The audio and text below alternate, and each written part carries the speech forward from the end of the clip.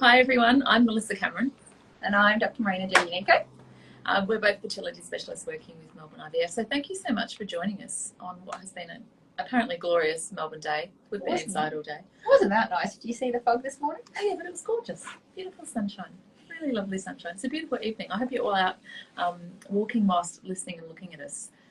So this evening we're going to have a chat to you about egg freezing and all things fertility. If you have any questions, please just pop them in the comment section and we'll try to get to them. We've had a few come through already, but we'll be with you for the next little while. And so Marina, I was going to ask first of all about why people might be thinking about freezing their eggs.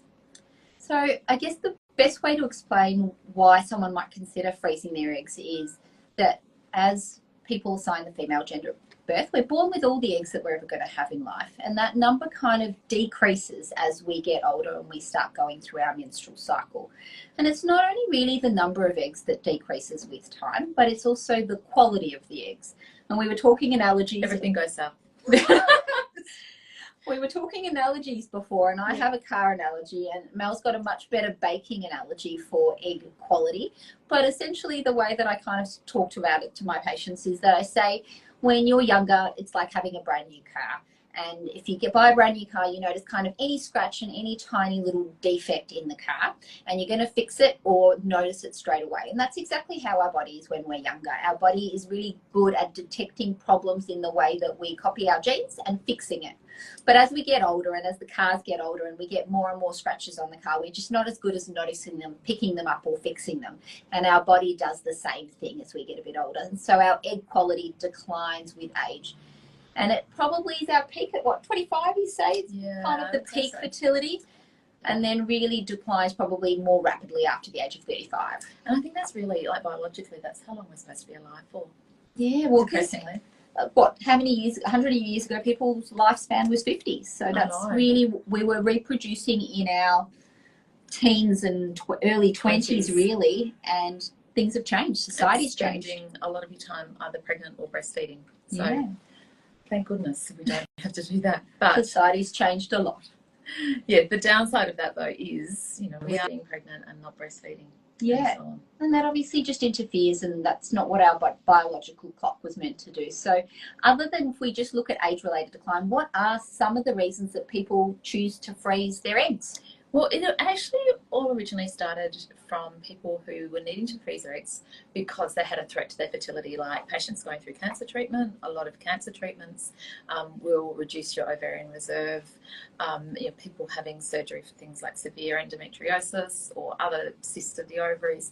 And also we see a lot of people who might be undergoing hormone treatment, such as I see quite a lot of people from a gender diverse population, so that we know that some of the gender affirming hormones that we use can also affect future fertility. So this is how it all started, was from a medical need, from preserving ovarian reserve, and just the fact that we have moved so far that now it's it's a very well established treatment. It was not that long ago it was taken off the list of experimental treatments. So. Yeah, well, and it's come a long way in 10 years. So technology has just come so far that the actual science behind it has improved, and the way that we're doing it has really changed, and the outcomes have really improved over the last 10 to 15 years. Yeah, absolutely.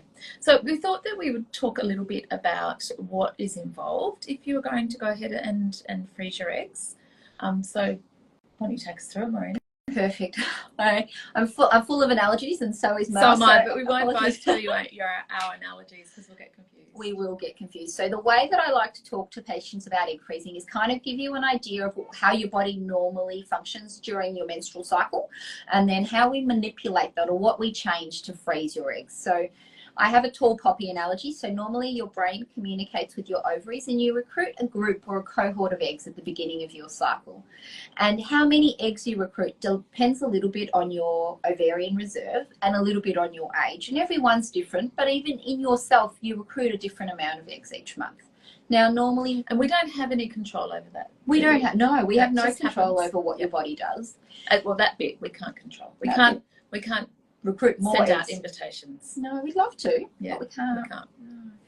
And so one of those eggs grows a little bit better than the others, and I like to call it the tall poppy because it just responds much better to that hormone produced by your body. And that tall poppy is what you're going to ovulate each month. That gives you your chance of pregnancy. The other eggs kind of just don't get enough hormone to grow, and so they die off. And so that pool really gives us an opportunity to do something different, and that's how egg freezing works. So we give you a much higher dose of the hormone produced by your brain, and instead of just growing your tall poppy, what we're trying to do is encourage all those eggs to grow. And it's kind of like putting them all in a bit of a greenhouse is the analogy that I like for it. And so we do that by giving you some hormonal medication. Now, generally those hormonal medications are done through injections that you give yourself, or you get a friend or a colleague or a partner to give to you, and it's a little bit variable, but essentially what we do is we give you some daily injections, and then normally you come in for an ultrasound, and that ultrasound can be done vaginally or transabdominally depending on your comfort levels. I think that's a really important point, is that a lot of people do or think or get told that they can only have a vaginal scan, but very much I think we would offer both as depending on what you need. We do, and I think part of it is a little bit of expertise. So I personally send my patients somewhere else to get an abdominal scan, mostly because the quality of my ultrasound machine is not great for me to get a great result. But we definitely do both, and I think it really is dependent on your patient. So we've got lots of patients that would not tolerate or don't want a vaginal ultrasound, and that's fine. That's completely up to you guys as to how we do that process.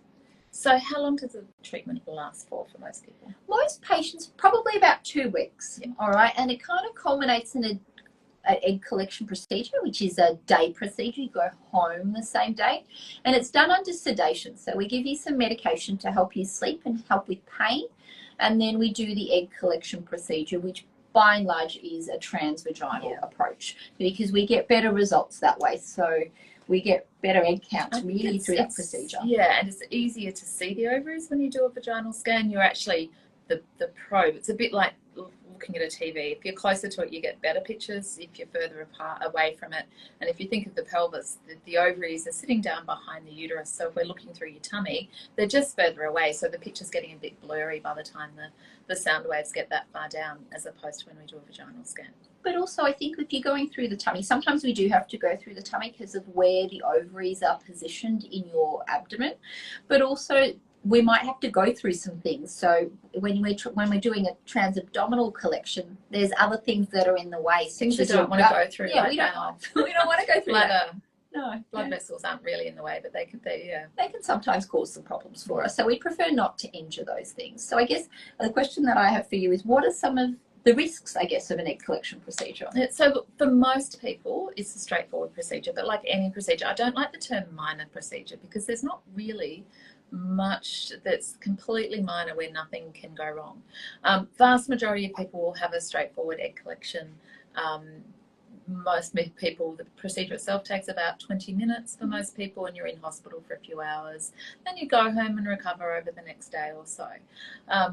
If you've had, one of the risks is there's lots of stuff in our pelvis. There's lots of organs. We've got bowel, we've got bladder, blood vessels, nerves, muscles, etc., etc. So there is always a very small chance whenever you're doing any procedure that's going into the pelvic cavity, there's a very small remote chance of damaging anything in the cavity. Now that is very rare. It happens very infrequently, fortunately. Thank goodness we've got such good ultrasounds that we have now. I think back to when I started training, which was a few years before Marina, not that you could tell. I tell. But you know, the quality of the ultrasounds, it's like comparing TVs from, I'm going to say the 70s, but not many other people remember the 70s TVs versus now. So very, very different, much higher quality. But the sort of patients we might get more concerned about are those that have an extensive surgical history. So if you've had a lot of surgery in your pelvis, particularly endometriosis surgery, well, you've still got endometriosis, so big ovarian cysts or omas in your ovaries, that increases the risk of complications. Absolutely, and if you've got bowel stuck to funny places like the ovary or the uterus, then the risk of inadvertently putting the needle that we collect the eggs with through the bowel can happen. But fortunately, it is very, very rare. But I have to say that's one of the things I do like about the way we run things at Melbourne IVF is generally we do a lot of our own scans. So I know with my patients who have severe endometriosis or have had surgical histories, then if I'm doing their scans, I know where everything is. I know where your bowel is in relation to your bladder. I can sit there and point that these are the eggs we might be able to get safely, and these are the ones that we may not be able to get safely. And I think at the end of the day, this is an elective procedure for most people. And, you know, above all, do no harm.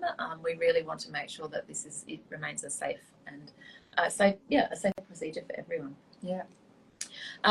Mostly, as far as other complications that can occur, there's a very small chance of getting an infection or an abscess, which would be more common in people who have had endometriosis or who have cysts in their ovaries as well. Or infections in the past. So if you've had previous chlamydia or gonorrhea and things like that, that obviously these are things we test for before we do egg freezing to ensure that we don't do any harm.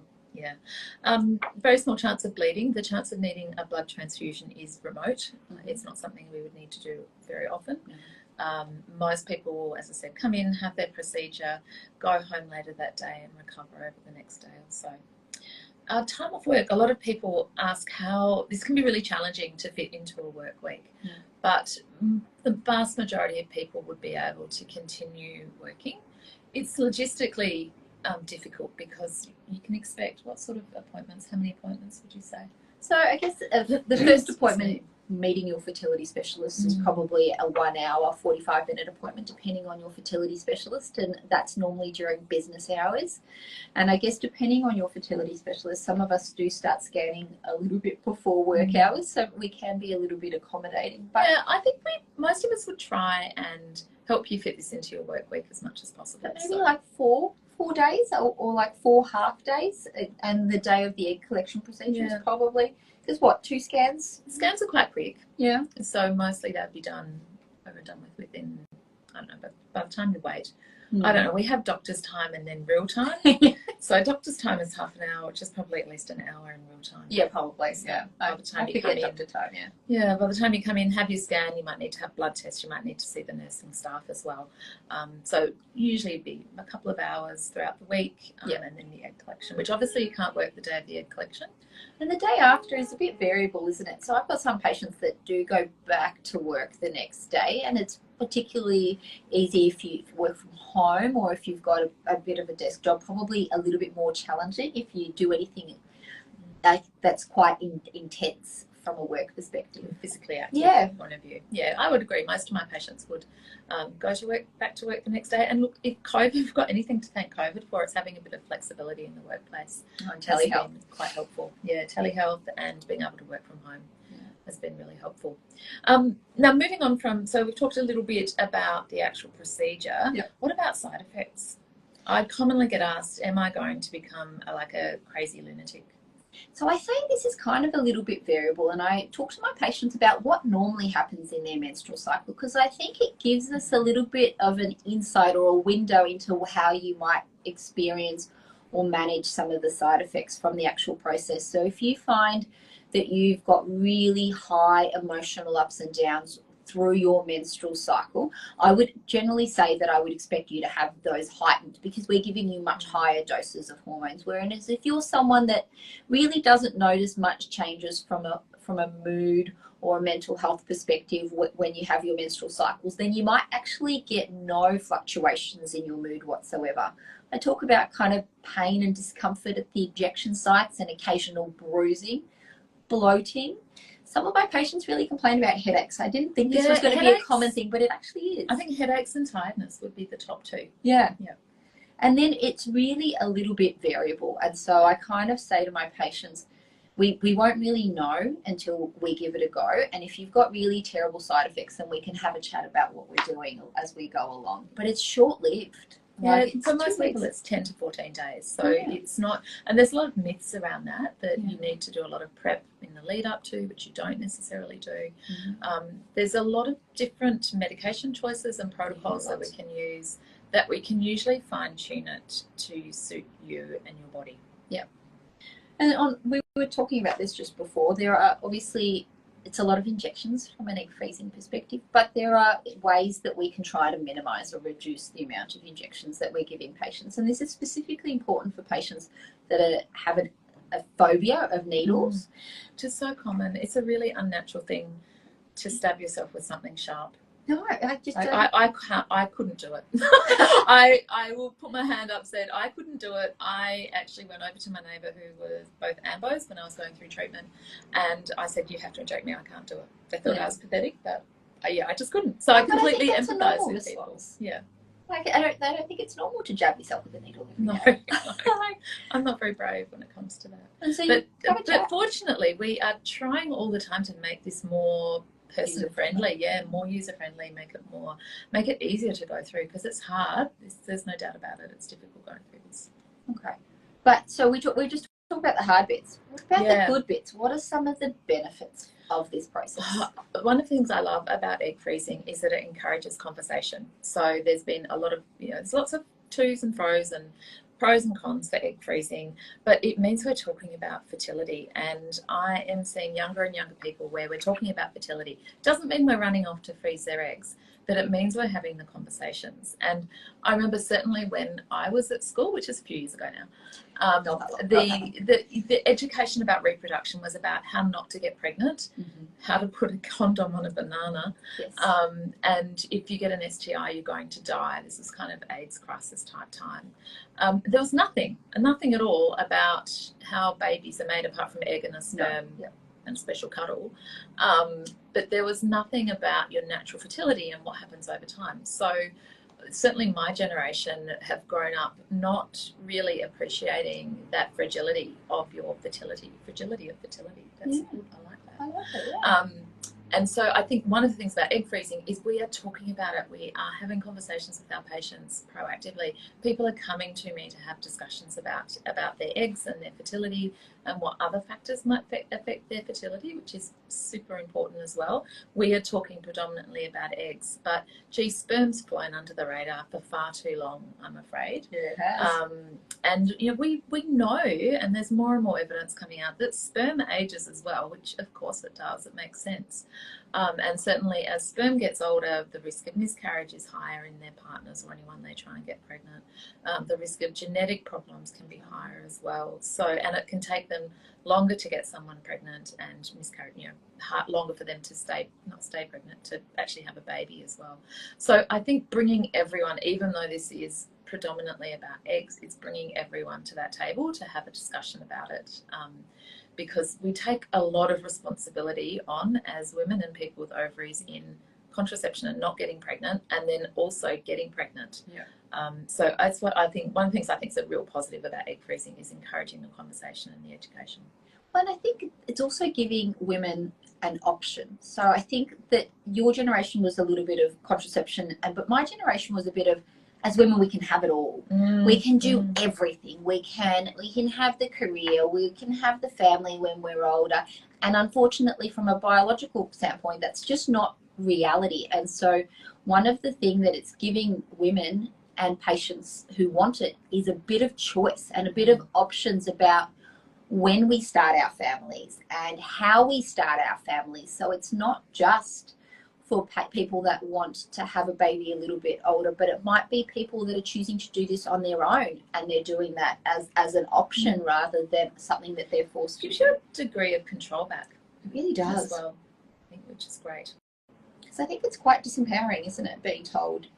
Well, I mean, time and time again, there is a myth that the people we're seeing who want to freeze eggs, and there's that single woman out there who's pursuing her career at all, at the expense of everything else. But I would say maybe one, not even 1 in 10 of my patients are coming in saying, I'm not doing this because of career. I'm putting off fertility because of career. Mostly it's more complicated than that. Life is expensive. I can't afford to have a baby at the moment. Or I haven't found a partner. Yep, or the person I'm with isn't the right person. Yeah. Or we've just met. We're trying to, inevitably, you go to have a conversation about egg freezing and you meet someone the night before.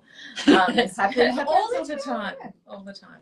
So it's giving you some options, it's giving you some control, and it can take the pressure off a bit, in those early days of a new relationship. It's not we need to have a baby right now. Is that one of the top 10 questions, the first 10 questions you ask?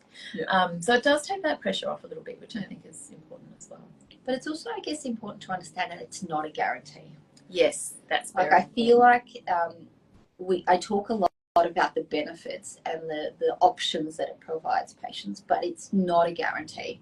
It's what's a good way of putting it in terms of it's options. So it's giving you, it's meaning you're exploring everything we currently have available for us. And I think it's certainly not a guarantee for a baby, but it is a bit of an insurance policy against regret.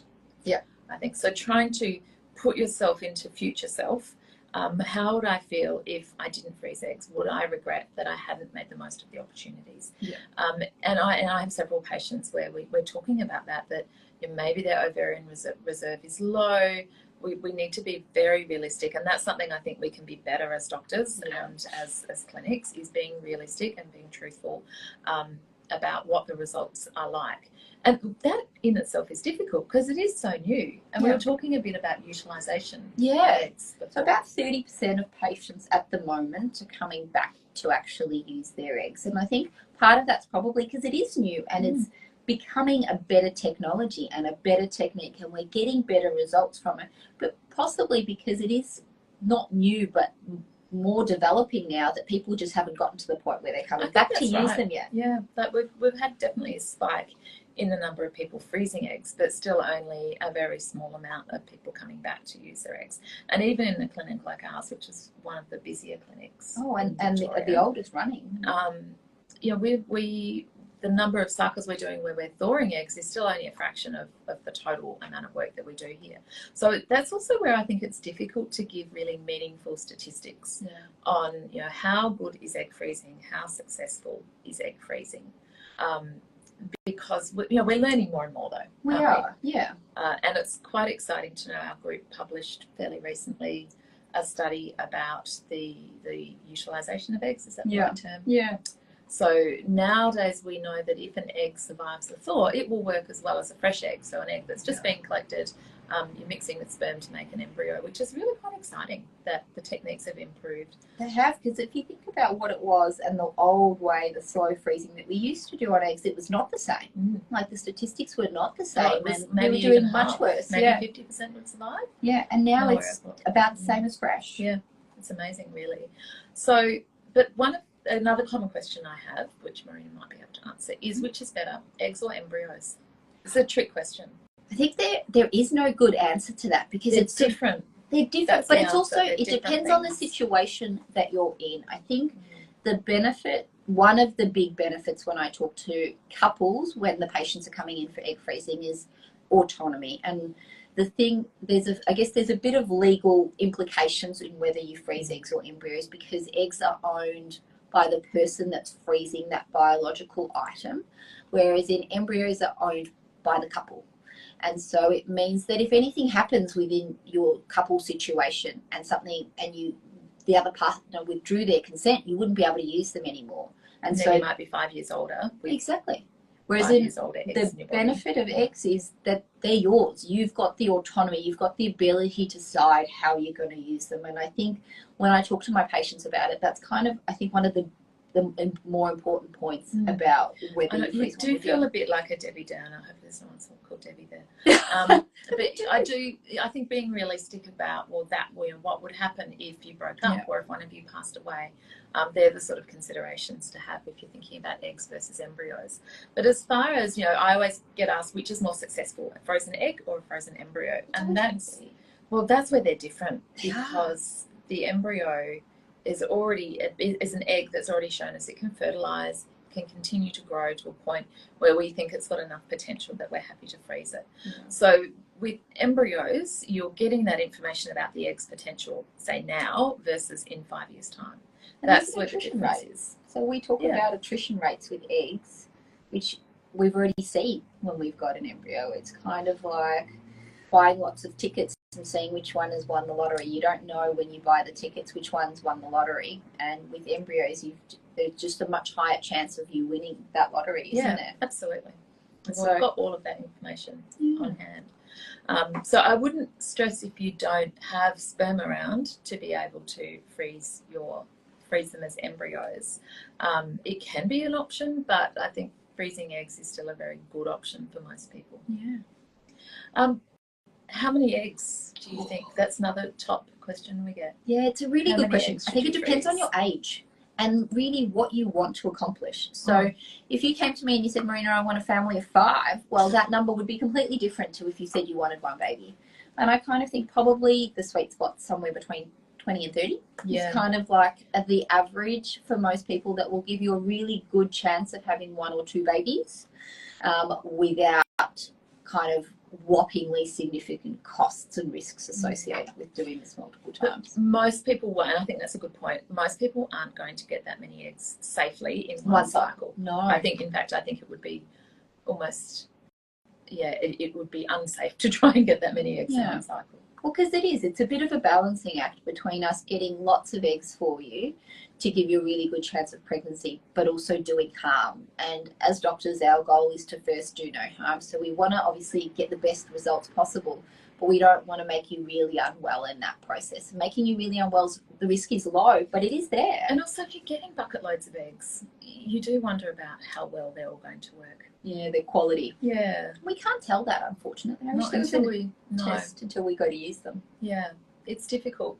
Should I move on to my other baking analogy? Yeah, we've got another analogy for you guys. So we're full of analogies.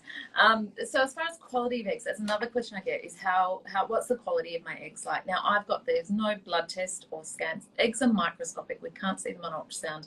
We can't see them with the naked eye, certainly not my eyes anyway.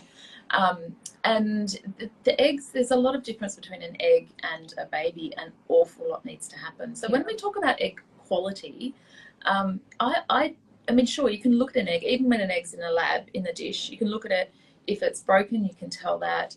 There are certain quite vague parameters that they can use, like if the egg looks soft, or there is feedback the lab scientists can give us about eggs. But at the end of the day, that egg still needs to be mature. It needs to be able to mix with the sperm, and then the combination of sperm and eggs needs to continue developing into an embryo that we think has potential. So when you're just looking at the egg, you can't tell its quality because it's got so many things to do. So I say it's like baking. You can have all the ingredients sitting there in front of you, but it's not until you actually put it together. Even when you've got the batter there, you've got a bit of an idea, but still it's got to safely get into the oven. It's got to cook in the oven. It's got to not overcook in the oven or undercook, etc. So there's still an awful lot that needs to happen from just having an egg to it actually becoming a baby. So that in measuring egg quality is really difficult. But there is a measurement that is done quite commonly, Marina. Oh yeah, it's my little bugbear. I love an AMH. Are we talking about the same thing? I do, but it's my bugbear is that I see lots of patients that have an AMH done. Oh, we should explain what AMH is. Yeah, So AMH stands for anti-Müllerian hormone, otherwise known as anxiety-making hormone, which I think is what Marina's talking about. Yep. So AMH, if we think of your ovaries, you've got in your ovaries the tiny, tiny little immature eggs. Essentially, they're in little sacs, and those sacs make AMH. So it's a bit of a marker of how active your ovaries are. If you have lots of those little sacs there, you'll have a higher AMH level. If you have not very many, you won't have a very high AMH level. Yeah. And so people order it and I think don't really explain it to a patient. So the thing that I try to explain to patients is that by and large, unless you've got no eggs, it doesn't really tell us anything about egg quality because we don't have a great measure. Doesn't really tell us whether you're going to fall pregnant spontaneously, so by yourselves without the assistance of IVF. And it doesn't really tell us when you're going to go through menopause by and large. Yeah. So what it does tell us, I think it gives, well, I think it's really useful as a doctor because it gives me an idea of how you might respond to treatment, what doses of medication are safe to use, and what sort of numbers we might be looking at. That's where I think it's useful. But outside of, I guess, our sphere and us using it for medication dosing, I don't think it's not something that you should measure and then reassure patients that their ovarian reserve's normal, because that's not what it means. That's not telling us anything about the quality. I will hear of, say, 40-year-olds being told, oh, you've got ovaries of a 20-year-old because of an AMH. And it's like, no, you've got ovaries of a 40-year-old. I'm sorry. Yeah. It's just that you've got a good AMH. So you've got a lot of 40-year-old eggs. Yeah. As we've said before, you still can't tell how well they're going to work or not. Yeah. So I think it can be falsely reassuring, but it also can be falsely anxiety-provoking as well. Because the low AMH really, I've got lots of patients with low AMHs Oh, yeah. that fall pregnant, and I've got lots of patients that come into my rooms crying because they've been told their AMH is really low and they're going to go through menopause now, and that's just not what it means. And I guess the reason that I don't like it is I really wish that there was more education for patients before the test was ordered, so that we could really have a conversation about what the results mean, and that we're ordering it not to falsely reassure patients or not to give patients anxiety, that we're like actually interpreting it in its context. Yeah, and I think there's times where it can be a useful counselling tool. Yeah. So say if you're very young, like we don't often do it in under 25-year-olds. No. I think it's very difficult to interpret in that age group. Yeah.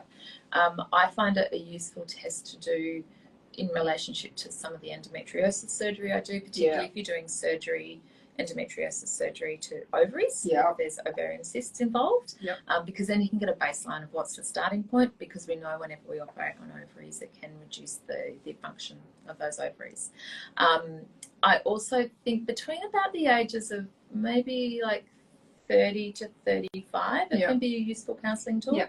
I say my kind of rule of thumb is by the time you get to 35 you need to think seriously about your fertility, about whatever you're going to do. Do something. It doesn't matter what your AMH is. If it's a really high priority to have a baby made with one of your eggs, then it's time to have those discussions and see what your options are. Doesn't necessarily mean getting pregnant, but just having a discussion. Between sort of under 30, it's probably not as much advantage. I don't know. This is where I go, it's great having young eggs, but you may not need them. Well, and if we're freezing them at 20 to 30, how many people is the utilisation going to come back? And use them. So that's where I think in those early 30s to 35 it can be a useful counselling tool, because if it is very low then it might just mean that you're not going to get many eggs if you go through a cycle. So it can be useful, but it's a tricky test.